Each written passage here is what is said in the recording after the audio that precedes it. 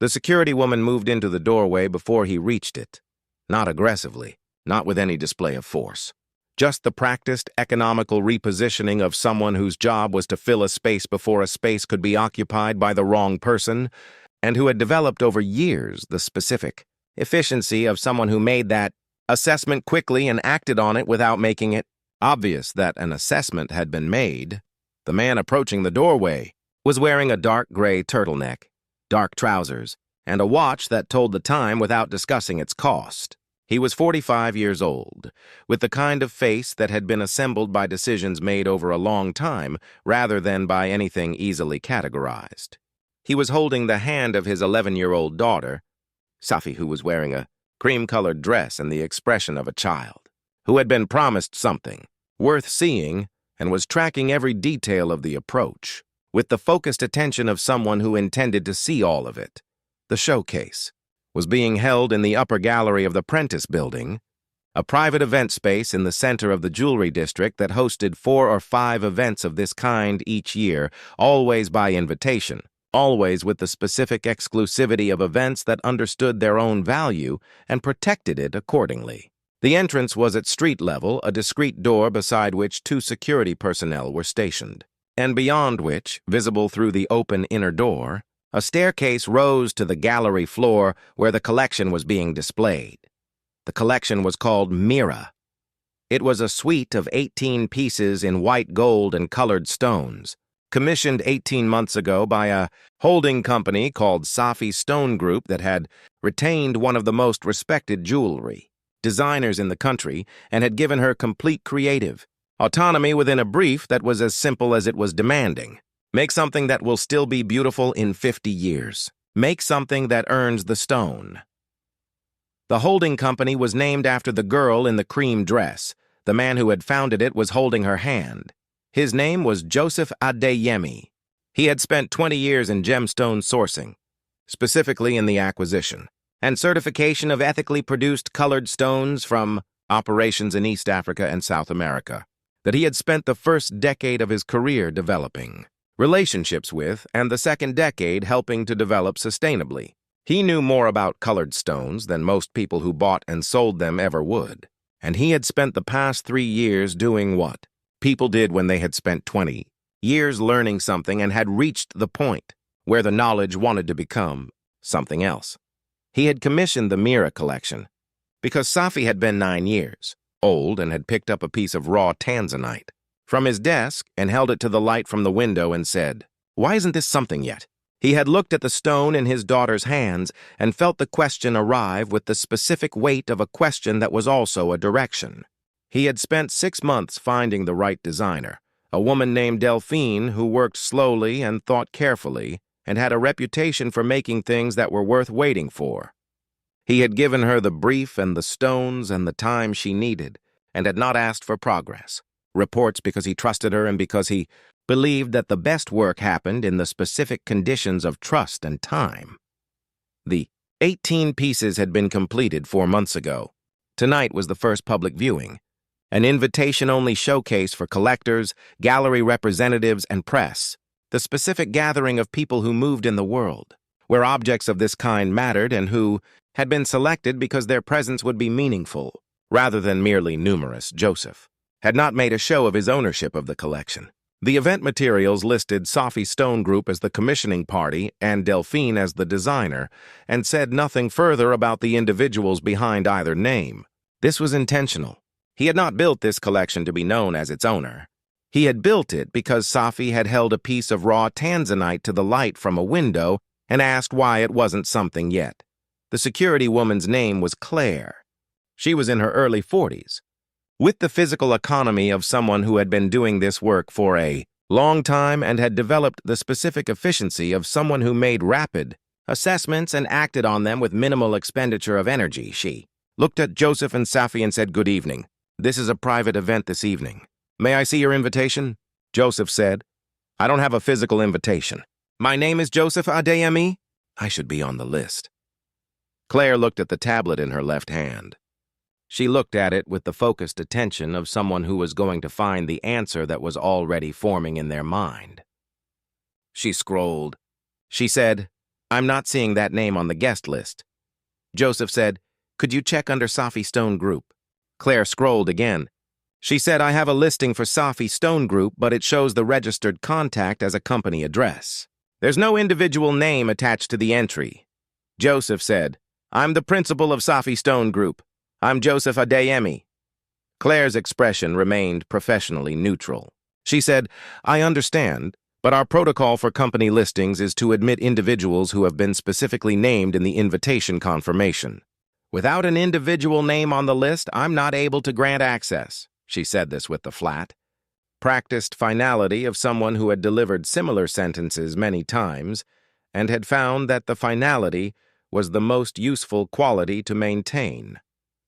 Safi had been looking at the inner doorway, at the staircase visible beyond it, at the specific quality of the light that was coming from the gallery above, which was the warm, precise light of a space where things were being displayed rather than merely exhibited, the light of a room where objects had been given the conditions they needed to be seen properly.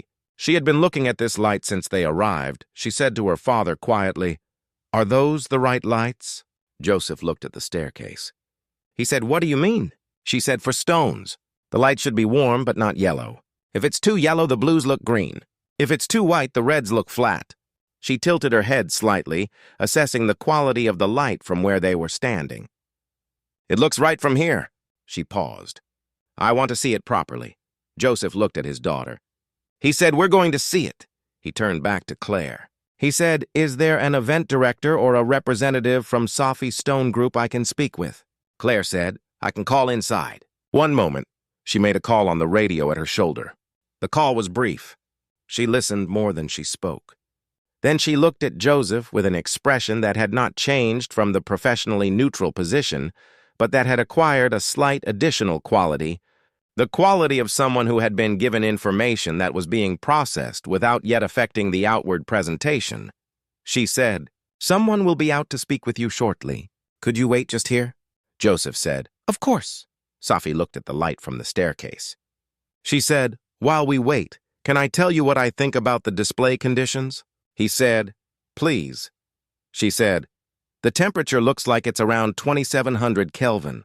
That's good for warm stones, the rubies and the sapphires with warm undertones. But the alexandrite will be tricky. It reads differently in incandescent versus daylight, and if the display lighting is consistent throughout the space, the alexandrite won't show its full range. Joseph said, That's a specific observation.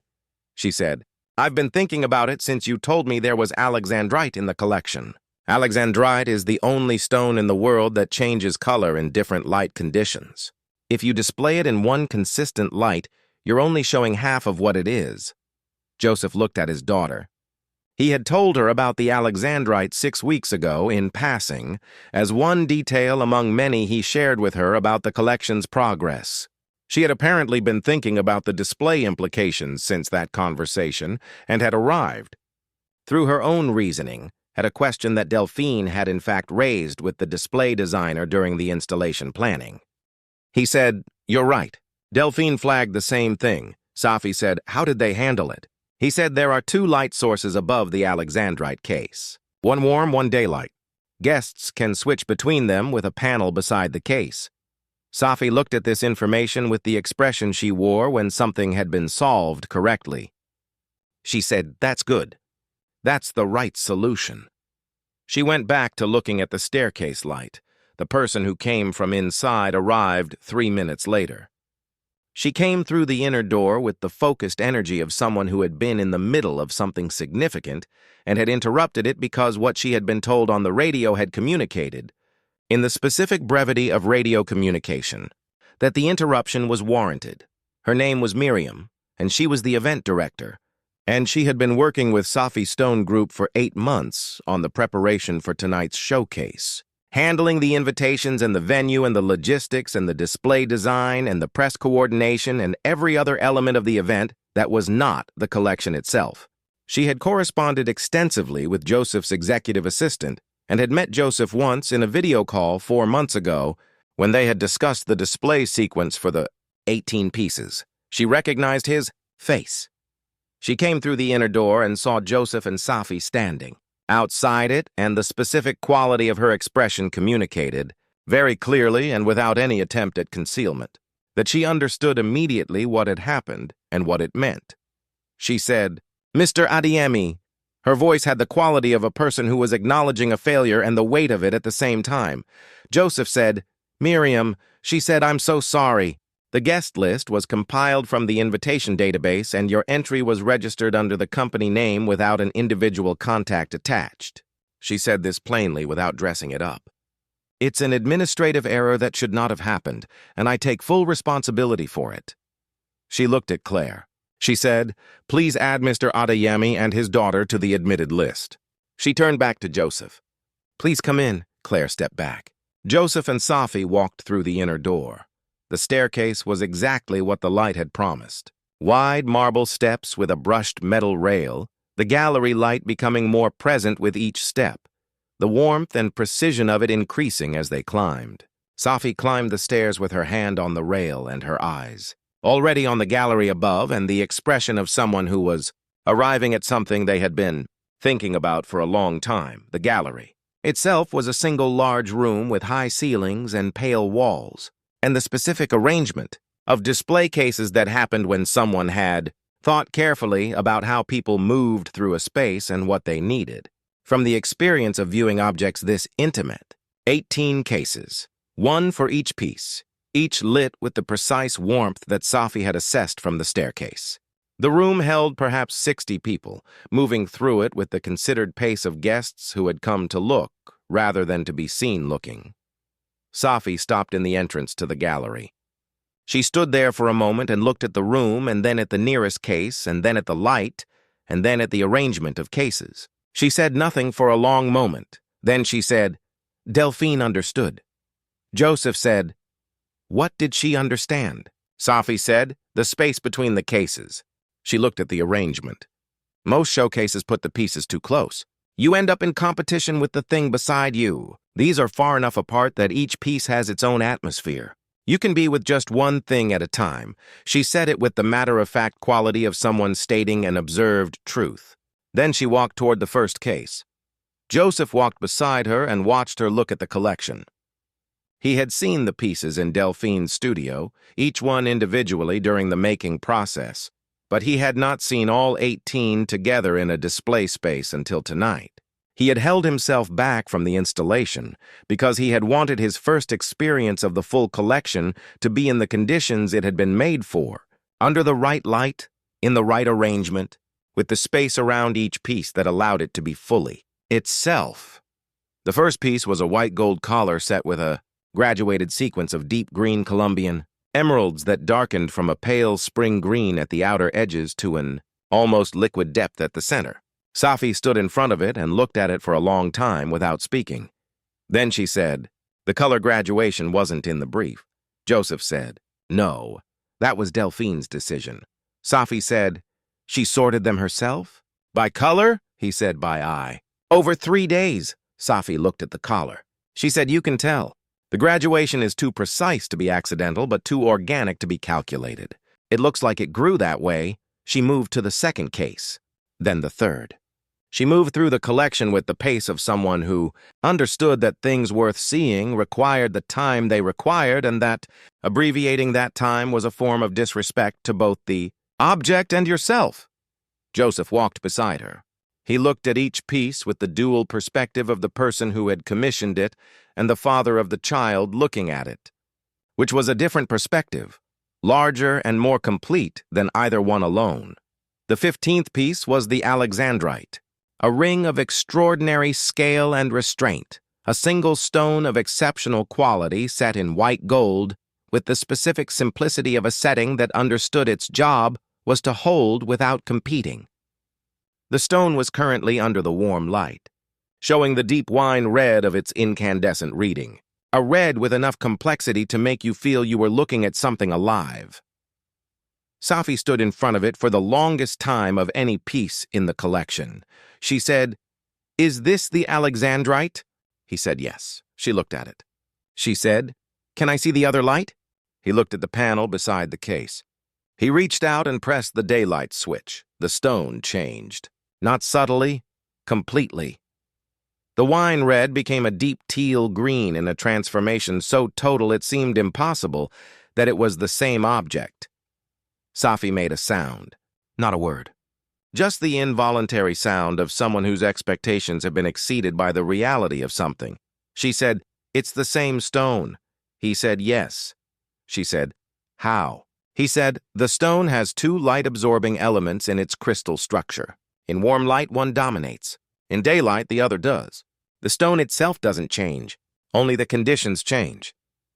Safi looked at the stone in its daylight reading, the deep teal green of it. And then Joseph switched back to the warm light, and the wine red returned. And she watched the change happen with the expression of someone who was seeing something they were going to think about for a long time. She said, "It's the same stone showing different truths." Joseph said, "Yes." She said, "The truth depends on the conditions." He said, "The stone has both truths in it always. The conditions determine which one is visible." Safi looked at the Alexandrite for another long moment. Then she took out the small notebook she had brought and wrote something in it. She wrote slowly and carefully, the way she wrote things she considered important. Joseph watched her write. He thought about the raw tanzanite on his desk 2 years ago, the question she had asked, the 18 months between the question and this room, this light, this stone showing its two truths in alternating conditions. Miriam appeared beside him. She said quietly, "The press representative from Gemstone Review is asking if they can speak with the commission holder. They're interested in the sourcing story." Joseph said, "I'll speak with them." He looked at Safi. She was still looking at the Alexandrite. The notebook closed now, both hands at her sides, giving the stone the full weight of her attention. He said, "I'll be back in a few minutes." She nodded without turning. She was not done with the Alexandrite. He spent 15 minutes with the press representative, a woman named Harriet who asked good questions about the ethical sourcing protocols and the relationship with the East, African operations and the decision to give Delphine complete creative autonomy rather than specifying a direction. Joseph answered all of it directly and without embellishment, because the story was the story and did not need decoration. When he returned to the gallery, Safi was at the 18th piece, the last in the collection, a bracelet of deep blue Ceylon sapphires set in a sequence that created the specific illusion of movement, as though the stones were arranged not in a fixed position, but in the moment before one, as though the whole thing were about to shift. Safi was looking at it with the same stillness she had brought to the Alexandrite. She said, when Joseph arrived beside her, "This one knows it's the last." He said, "What do you mean?"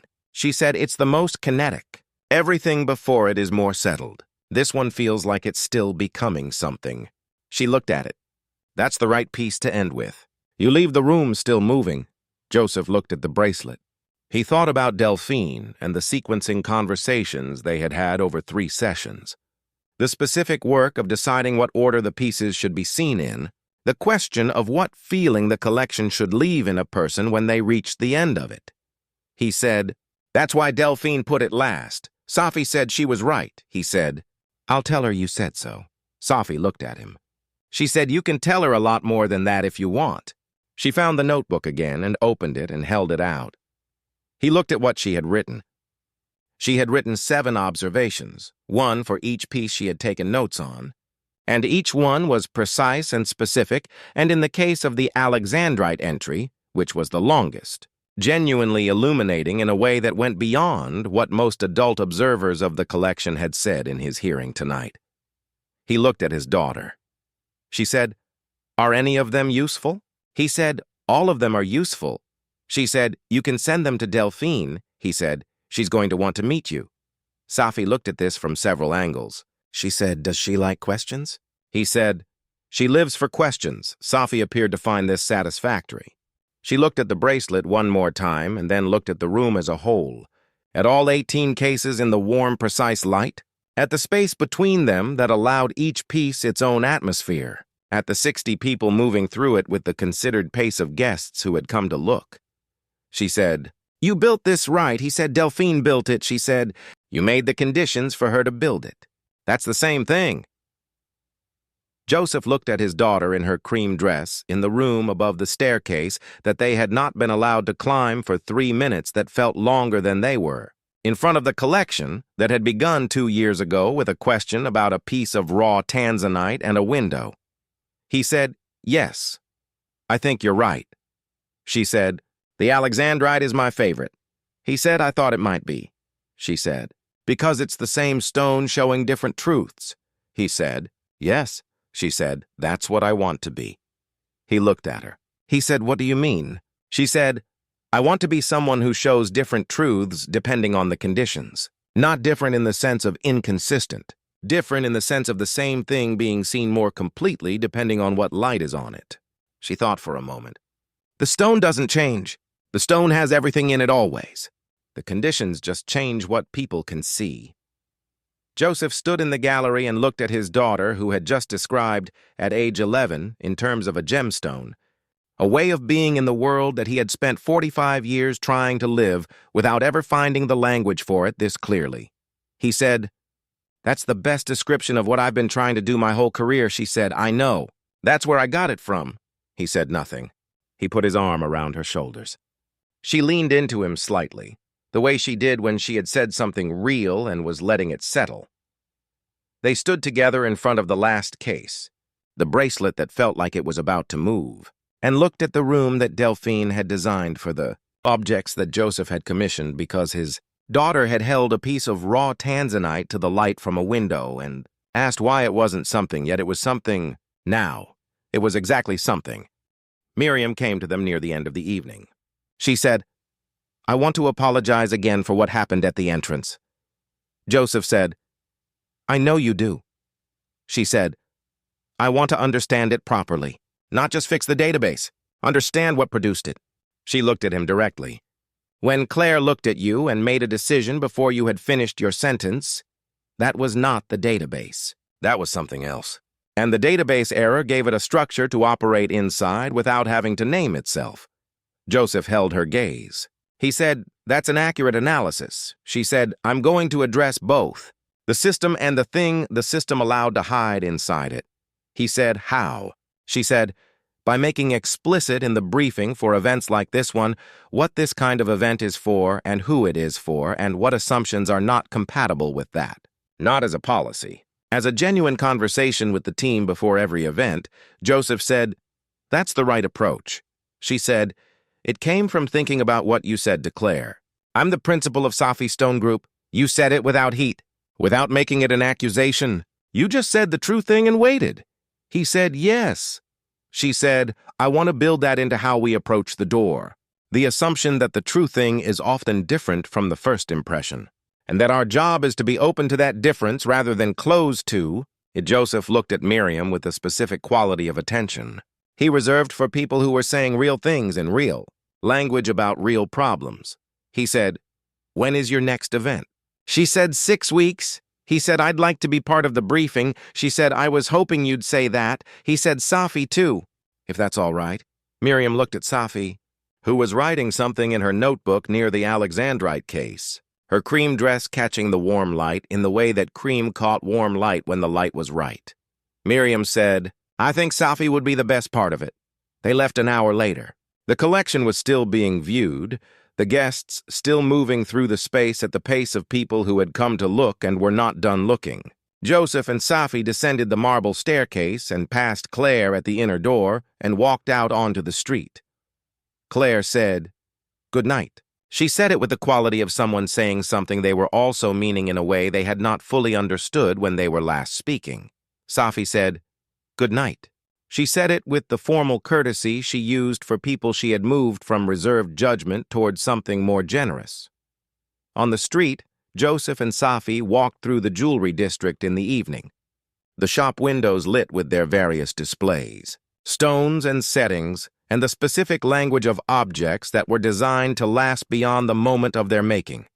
Safi said, after half a block, "The Alexandrite is the most honest thing I've ever seen." Joseph said, "Why?" She said, "Because it doesn't pretend to be one thing. It contains both things and shows you which one it is depending on the conditions. It doesn't hide the other one. The other one is always there. You just have to change the light to see it."